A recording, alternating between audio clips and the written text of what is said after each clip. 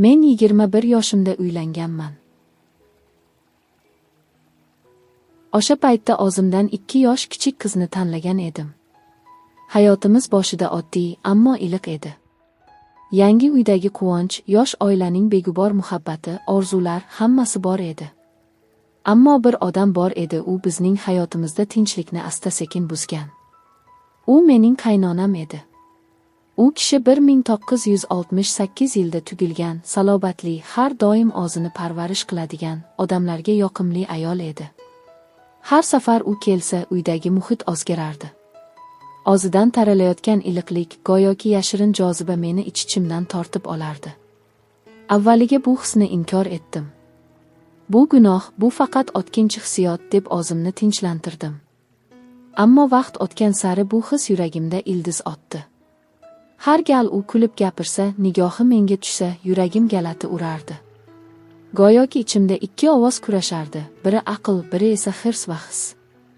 Yoz oylari issiq edi, men esa har kuni kechqurun hovliga chiqib o'tirardim. U kishi esa uy ishlari bilan band. Ba'zan suv quyardi, ba'zan meva tozalardi. Men esa shunchaki kuzatardim. Faqat kuzatardim. O'zimni yomon his qilardim, ammo qarashlardan to'xtay olmasdim. Har gal qaraganimda yuragim tez ura boshlardi. O'sha paytda bilmaganman, bu hislar meni yo'ldan urayotganini. Bir kuni piva ichgan paytimda telefonni oldim. Qo'lim beixtiyor raqamni terdi. U kishiga yozdim, "Qandaysiz?" Hech qanday javob bo'lmadi. Ertasi kuni yana yozdim. Har kuni yozdim, lekin baribir javob yo'q edi. U jim edi, lekin men his qilardim, u jimlik ortida nimanidir yashiryapti. Balki u ham his qilayotgandir. Yoki yo'qmi? Shu orada vaqt o'tdi. Xotinim homilador bo'ldi. Uyda quvonch, tayyorgarlik, kelajak haqidagi orzular. Qaynonam esa bizga tez-tez keladigan bo'ldi, yordam, gamxo'rlik, mehr bilan.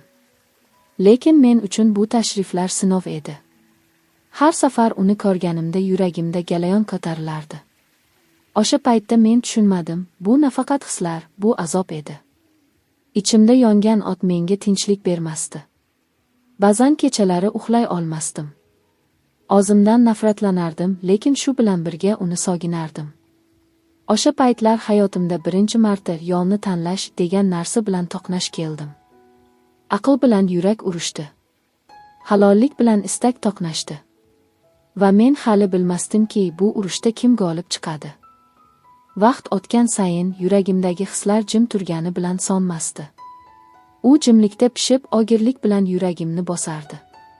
Ba'zan men o'zimni oddiy hayotimdan ajralgandek his qilardim. Xotinim menga mehr bilan qarardi, lekin men o'sha mehrni boshqadan izlayotgandek edim. Har safar qaynonam kelsa, ko'zim o'sha tomonga qochardi. U har narsani joyiga qo'yadigan, muloyim, mehribon ayol edi. Uning har bir harakati o'zida qandaydir jozibani yashirardi. Go'yoki u buni bilmaydi, lekin yuragimdagi tinchlikni har kelganida tortib oladi. Ba'zan kechalari xotinim uxlagandan keyin men deraza yonida o'tirardim. Quyosh chiqmagan tong havosi, yengil shabada, uzoqdan eshitilgan itning vovullashi hammasi sukunat bilan o'ralgan. Shu sokinlik orasida bir soya o'tar, qaynonam hovliga chiqardi. U suv quyardi, gullarga qarardi. Men esa deraza orqali kuzatardim. Shu onlarda yuragimni bir narsa ezardi. Bu hisni na sevgi, na nafrat deb atay olmasdim. Bu vasvasa edi. O'sha kechalarda o'zim bilan gaplashardim. Bu hisni to'xtat. Bu gunoh. U sening oilang, senga ishonadi. Ammo yurakni aql bilan yengib bo'lmas ekan. Ba'zan odam o'z gunohini oldindan bilsa ham, baribir o'sha yo'ldan yuradi. Bir kuni u bilan hovlida yolg'iz qoldik. U kechki choyni tayyorlayotgan edi. Men esa bir zumga ham ko'zimni uzolmasdim. U sezdimi, bilmadim. Faqat nigohi bir lahzaga menga tushdi, so'ng indamay choynakni olib ichkariga kirdi. O'sha nigoh hammasini aytib qo'ygandek edi. Shundan keyin yuragimni bezoftalik bosdi. Go'yoki har bir qarash, har bir so'z ortida yashirin ma'no paydo bo'ldi. Men har kecha o'sha nigohni esladim. U ham his qildimi degan savol boshimdan ketmasdi. Shu orada farzandimiz dunyoga keldi. Uyda hayot, quvonch, yangi mas'uliyat. Lekin yuragimdagi bo'shliq yo'qolmadi. Ba'zan qaynonam chaqaloqqa qarardi, xotinim dam olardi. U bolaning yuziga qarab kulardi, lekin men sezardim, u kulganida ham ko'zida nimadir yashirin. Balki bu ham men his qilgan og'riqdir. Men uni unutmoqchi bo'ldim. Deyarli har kecha xotinim bilan yaqinlashardim, o'zimni go'yoki to'g'ri yo'ldaman deb ishontirishga urindim. Ammo yurakni aldab bo'lmas ekan. Men xotinimni sevardim, lekin qaynonamni tushunmasdim. Unga nisbatan his qilganim sevgi emasdi, ammo oddiy ham emasdi. Bu sinov edi. Bir kuni men pivo ichdim. Shunda kayfim chiqib telefonni qo'limga oldim. Unga yozdim. So'zlarimda nafaqat hirs, balki ichimdagi yolg'izlik, jim azob ham bor edi.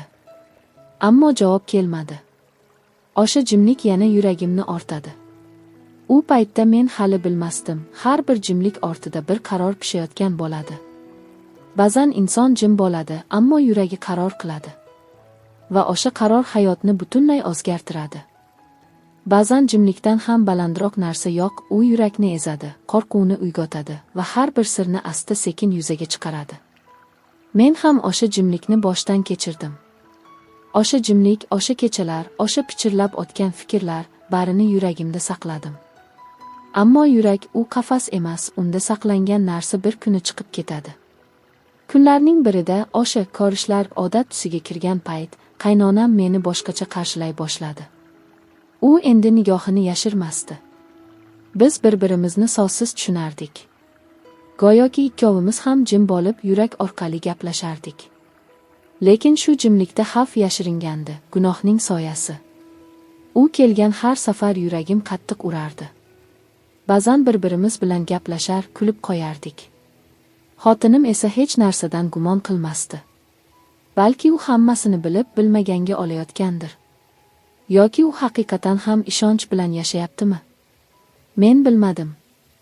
Faqat yuragimni bir tuyg'u kemirardi, bu uzoqqa cho'zilmaydi. Bir kuni xotinimning telefoni stol ustida qoldi. E'tiborimni tortgan narsa qaynonam bilan yozishmalari edi.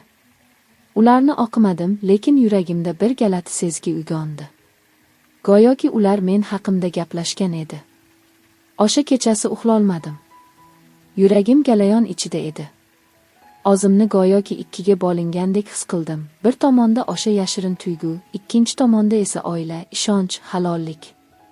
Va nihoyat sir ochildi. Bir kechasi xotinim men bilan gaplashdi. Uning ovozi sokin, ammo yuragimni titratadigan edi. Men hammasini bilaman, dedi u. Men karaxt bo'lib qoldim. Gap topolmadim. U esa davom etdi. Onamni, seni, hammasini. Men ko'rganman, lekin jim turdim. Chunki men sizlarni tushunmoqchi bo'ldim. Balki bu hislar vaqtinchadir, dedim. Balki sizlar yuragingizni adashtirgandirsizlar. Uning ko'zlarida yosh, yuragida esa alam bor edi. Men jim edim. U yana dedi. Men seni yomon ko'rmayman. Lekin endi bu uyda na halollik, na poklik qoldi. Shu so'zlar yuragimni yordi. Go'yoki butun tanam muzlab ketdi. Men bir zumda angladim, eng og'ir jazoni insonni o'zi beradi. Bu jazo pushaymonlik edi. O'sha kecha uy jim edi. Hech kim gapirmadi. Har kim o'z dunyosida edi, men gunohim bilan, xotinim iztirobi bilan, qaynonam esa jim nigohlari bilan. Men endi har safar o'sha nigohlarga qaraganimda yuragimni bir so'z ezardi, kechirim. Ammo ba'zi kechirimlar so'z bilan emas, vaqt bilan topiladi. Men esa o'sha vaqtdan umid kutardim. Vaqt o'tadi. Lekin ba'zi kechalar o'tmish qaytib keladi. Ba'zi xatolar esa umr bo'yi yurakdan ochmaydi. Men esa o'sha kechalar har safar o'tmishga qaytaman. Qaynonam, xotinim, jim nigohlar, yarim so'zlar, barchasi xotiramda oydek, ammo og'riqli oydek yashab qolgan. Oradan oylar o'tdi. Hayot davom etdi. Xotinim bilan munosabatlar sovidi. U endi menga mehr bilan emas, jimlik bilan qarardi. Ba'zan kulardi, ammo bu kulgi yurakdan chiqmasdi. Go'yoki u meni kechirgan, lekin unutmagan edi. Qaynonam esa endi biznikiga kam keladigan bo'ldi. Har safar kelsa men nigohimni olib qochardim. U ham jim. Ammo u jimlikda ham bir soz yashardi. Bo'ldi, endi yetar. Ba'zan kechasi hovliga chiqardim. Osmon jim, yulduzlar sokin, ammo yuragimda bo'ron. Shunda o'zim bilan gaplashardim. Nega shunday bo'ldi? Qayerda adashdim? Axir muhabbat gunoh bo'lishi mumkinmi? Lekin javob topolmasdim. Chunki ba'zi savollar javobsiz qolish uchun yaratilgan. Bir kuni xotinim bolani olib onasinikiga ketdi. Bir haftaga dedi. Men indamadim. Yuragimda bir narsa uzilgandek bo'ldi. O'sha haftalarda uy huvillab qoldi. Har tong uyg'onardim, lekin endi hech kim choy tayyorlamasdi, hech kim kulmasdi. Shunda bildim, inson eng qimmat narsasini yo'qotganida emas, uni oz qoli bilan yo'qotganida iztirob chekadi. Bir kuni qaynonamdan xabar keldi. U xasta bo'lib qolgan ekan. Yuragim qattiq siqildi. Ko'nglimdagi barcha alam, gurur, uyalish hammasi bir zumda yo'qoldi. Shunchaki insoniylik uyg'ondi. Men bordim. U yotardi, zaif, ammo ko'zlarida haligacha hayot nuri bor edi. Menga qaradi, jim qaradi. So'ng sekin dedi. Hamma narsa o'tadi, gunoh ham, o'g'riq ham. Faqat yurakda iz qoladi. Shu izi poklab yashash kerak, bolam. Men bosh egdim. So'z topolmadim. U esa jilmaydi, qo'lini uzatdi. Men seni kechirdim, faqat o'zingni kechir. O'sha so'z yuragimni yordi. O'zingni kechir. Bu eng og'ir narsa edi. Chunki men o'zimni kechira olmasdim. Vaqt o'tib xotinim ham qaytdi. Biz o'z yo'limizni davom ettirdik. Lekin bu safar jim, og'ir, sinovdan o'tgan yuraklar bilan yashardik. Har safar bola kulsa, men hayotga qarab jilmayardim. Chunki endi bilardim, har bir kulgi ortida bir sinov yashiringan bo'ladi. Har bir inson esa o'sha sinovdan o'tadi. Kimdir yiqiladi, kimdir o'rganadi. Men esa o'rgandim. O'rgandimki, muhabbat va gunohning chegarasi faqat yurakda emas, vijdonda. Va agar vijdon jim bo'lsa, yurak ham yo'lini yo'qotadi. Shu tariqa hayot davom etdi. Ammo har kecha sokin tong oldidan men yana o'sha yulduzlarga qarayman. Va yuragimda bitta so'z yangraydi. Kechirim.